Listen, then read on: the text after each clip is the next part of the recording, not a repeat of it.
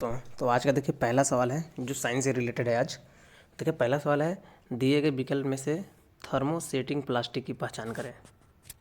तो बताइए, इसका सही आंसर वो है ऑप्शन नंबर बी, बैकेलाइट। ठीक है दोस्तों। अब चलिए अगला प्रश्न देखते हैं हम लोग। निम्नलिखित में से कौन सा कथन सिल्वर फिश का स्पष्ट वर्णन करता है। तो बताइए, ये बायोलॉजी का क्वेश्चन है। तो इसका सही आंसर है वो है एक ऑप्शन नंबर बी, एक पंखहीन कीट। अब चलिए अगला प्रश्न में चलते हैं। निम्नलिखित में से कौन सा विटामिन B12 को इंगित करता है। तो बताइए इसका सही आंसर क्या रहेगा। तो इसका सही आंसर है वो है दोस्तों ऑप्शन नंबर सी, कोबालामाइन। ठीक है दोस्तों। अब चलिए अगला प्रश्न है, जिंजीवर ऑफिसिनल का उपयोगी भाग है। बताइए दोस्तों। तो इसका जो है आंसर होगा वो सही आंसर है प्रकंद, बी नंबर। ठीक है। अब चलिए अगला प्रश्न है, स्वर्गीय हरगोविंद खुराना को 1968 में फिजियोलॉजी में नोबेल पुरस्कार निम्नलिखित में से किस कार्य के लिए मिला था। ठीक है।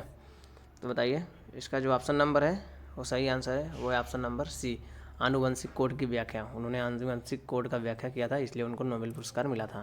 तो चलिए अगला प्रश्न, डेंड्रोक्रोनोलॉजी निम्नलिखित में से किसकी आयु का अध्ययन है। तो इसका सही आंसर है वो दोस्तों ऑप्शन नंबर ए, काष्ठीय पौधे। ठीक है। अब चलिए अगला प्रश्न है, निम्नलिखित में से कौन पैंथेरा वंश के अंतर्गत नहीं आते हैं। तो इसका सही आंसर है वो है ऑप्शन नंबर डी, पालतू बिल्ली। ठीक है दोस्तों।